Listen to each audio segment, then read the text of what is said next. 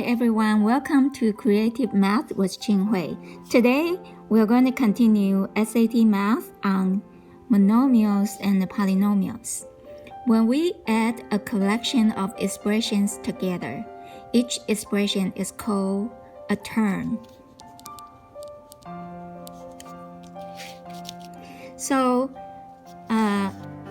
monomials means one term, okay? And a polynomial means multiple, poly, which means multiple terms. So today's SAT exercise, I have 4 questions. So let's get on to the exercise right now. Okay. So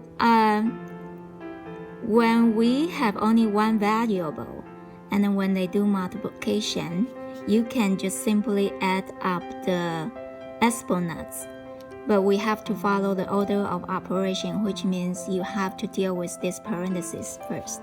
So this s squared to the 3rd power. So we're going to deal with this part first.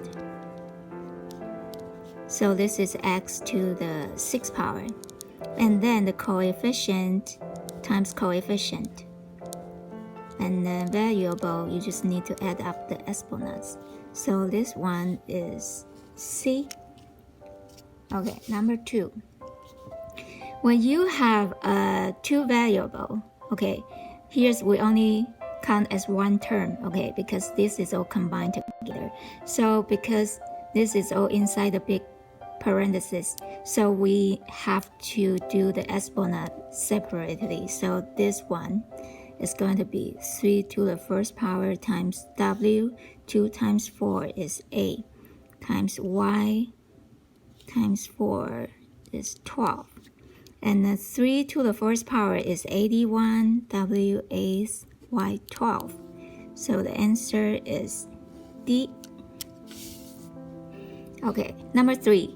5x to the 3rd power times parentheses negative 3x to the 8th power. So we just need to take the parentheses out. So the coefficient multiplied together is negative 15. And then you do the variable part is 3 plus 8 is 11. Negative 15x to the 11th power.